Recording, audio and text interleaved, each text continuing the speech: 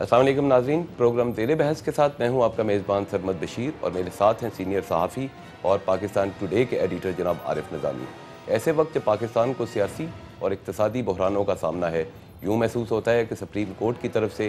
NRO case میں کی گئی نظر ثانی کی اپیل مسترد ہونے اور حال ہی میں منظر عام پر آنے والے میمو گیٹ کے بعد پیپلز پارٹی کی حکومت کے گرد حصار تنگ ہوتا جا رہا ہے۔ نظر ثانی کیس کی سماعت کے دوران چیف جسٹس افتخار محمد چودھری نے کہا کہ NRO فیصلے کے ذریعے ایسے افراد کے خلاف مقدمات زندہ کر کے قانون کی حکمرانی قائم کی گئی ہے جو خود کو قانون سے بالا تر سمجھتے تھے۔ یہ فیصلہ ایسے وقت آیا جب ملک کی سیاسی اور عسکری قیادت میں پہلے سے ہی تناؤ نظر آ رہا تھا۔ میمو گیٹ کی عدالتی تحقیقات کے سلسلے میں سپریم کورٹ میں دائر ہونے والی پٹیشنز نے حکومت پر مزید دباؤ بڑھا دیا۔ امریکہ میں پاکستان کے سابق سفیر حسین حقانی کا کہنا ہے اس سکینڈل میں کس نے کیا کیا وقت سب کچھ بتائے گا، پر مشکل وقت بھی گزر جائے گا۔ دیکھنا یہ ہے کہ پاکستان کے سیاسی منظرنامے پر اس صورتحال کے کیا اثرات مرتب ہوں گے۔ اس موضوع پر ہم بات کریں گے آج کے زیر بحث میں۔ جی عارف صاحب، یہ جو سپریم کورٹ میں NRO کی نظر ثانی کی اپیل جو مسترد ہوئی ہے،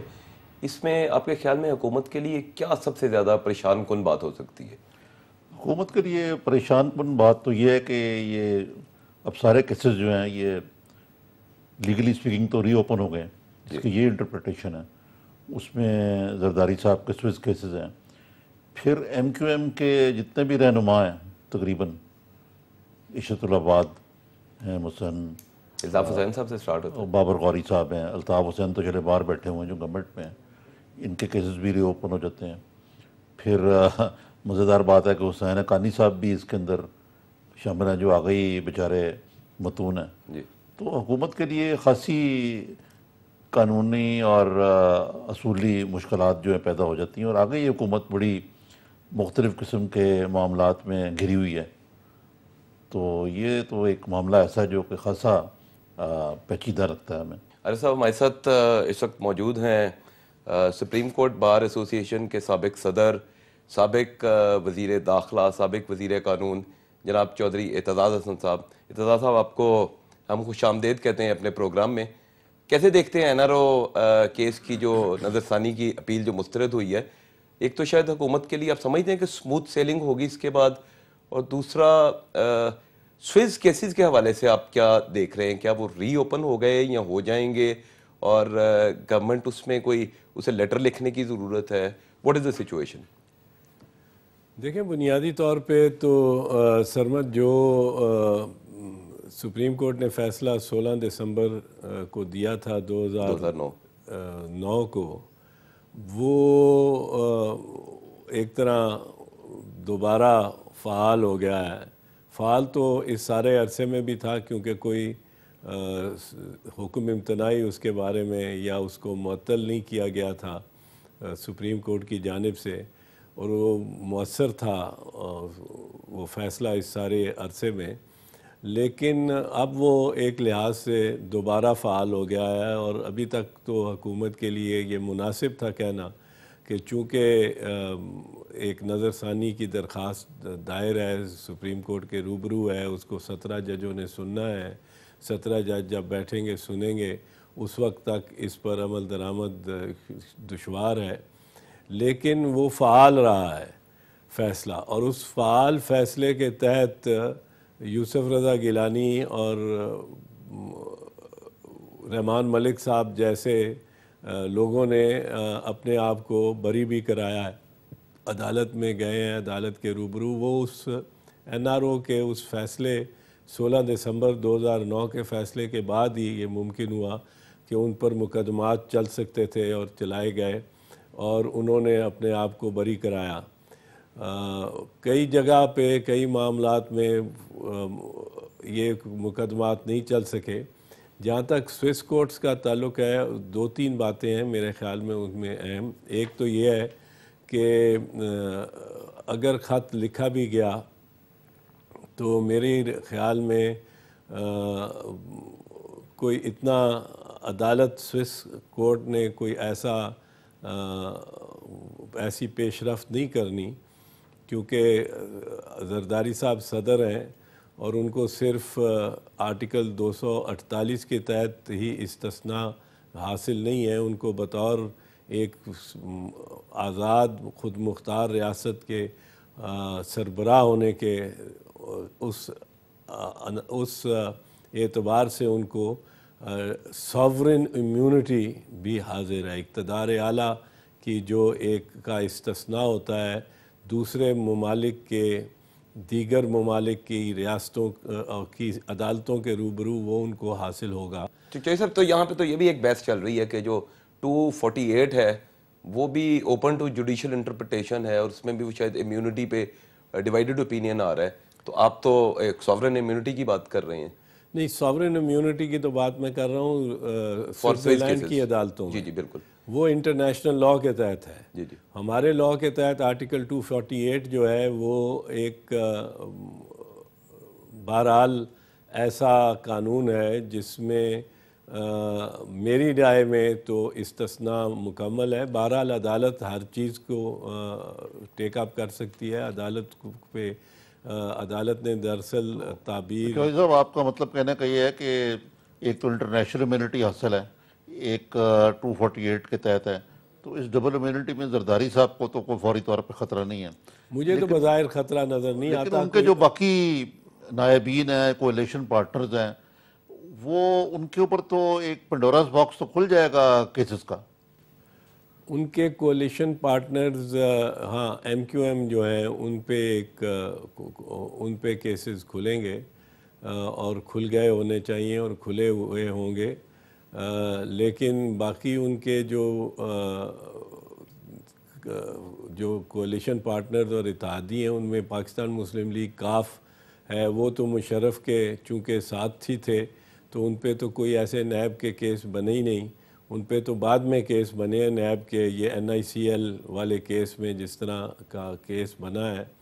ان کے تو جو بھی انہوں نے سیاہ و سفید کارنامے تھے، اور سفید تو خیر ویسے ہی اچھی بات ہوتی ہے، پر جو ان کے کارنامے تھے ان کے عدالت کے روبرو تو ان کے گئے ہی نہیں،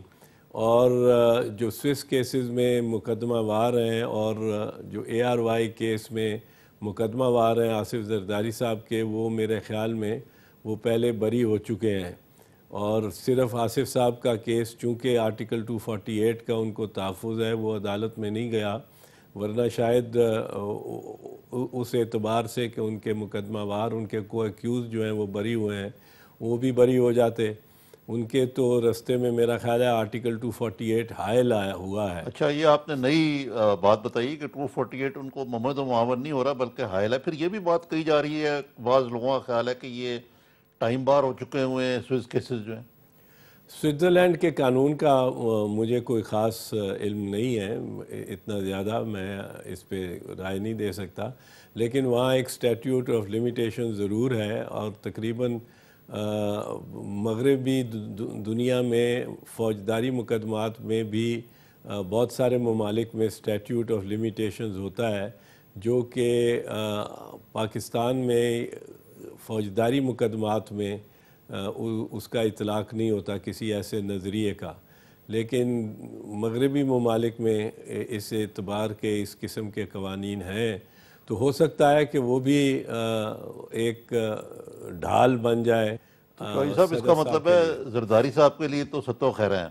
لیکن اس کے باوجود یہ بتائیے کہ یہ ایسا لگتا ہے کہ جو حکومت ہے یعنی اس میں وہ جو ٹو مینی ککس جو ہیں یہ لیگل ڈپارٹمنٹ میں بھی، یہ انہوں نے کافی جو ہے وہ ہانڈی کو خراب کیا۔ مثلا دیکھیں آپ کہ بڑے اہتمام سے بابر اعوان صاحب کو ریزائن کرا کے اس کیس کو کی پیروی کے لیے لگایا گیا،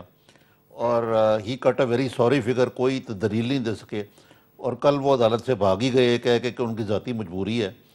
تو یہ اس کو آپ یہ کہیں گے کہ حکومت کو، کیونکہ آپ خود بھی قانون دان بھی ہیں، اور آپ نے کیوں نہیں ڈیفینڈ کیا عدالت کے اندر اپنے رہنما کو، اور یہ فرض جو ہے ایک ایسے شخصیت کو سونپا گیا جو دوڑی لگا گیا آخر میں؟ بابر اعوان صاحب کی کارکردگی پر اب وہ کلیگ ہیں، جس کو کہتے ہیں آپ سمجھ لیں پیٹی بھائی جس کا ایک ٹرم ہے، تو میرا پبلکلی کچھ ان کے بارے میں ان کی کارکردگی میں کہنا مناسب نہیں ہے۔ ان سے بہرحال بنیادی طور پر ریویو پٹیشن میں نظر ثانی کی درخواست میں سوال عدالت نے ایک ہی کیے رکھا ہے 4 دن، اور وہ یہ کہ وفاق کی کیا ذمہ داری اور وفاق کا کیا اس میں مفاد ہے اگر این آر او کو بحال رکھا جاتا ہے یا این آر او کو کالعدم قرار دیا جاتا ہے۔ یہ تو ان لوگوں کو مسئلہ ہوگا جو اس کی زد میں آتے ہیں، وہ مجرم ہوں یا نہ ہوں، ملزم تو کم از کم ہیں، اور الزام علیہان جن پہ سنگین الزامات لگے ہیں وہ ان میں سے تو کوئی آیا نہیں، یہاں تک کہ عدالت نے کہا کہ رحمان ملک صاحب نہیں آئے جو انٹیریئر منسٹر ہیں، وزیر اعظم صاحب نہیں آئے کہ یہ 16 دسمبر کا فیصلہ غلط ہے اور ہمیں بری ہو جانا چاہیے۔ انہوں نے اپنی بریت کے لیے باقاعدہ آن میرٹس اور بر واقعات تو بر قانون فیصلے حاصل کیے ہیں، تو وفاق کی اس میں کیا دلچسپی ہو سکتی ہے؟ اور وہ 4 دن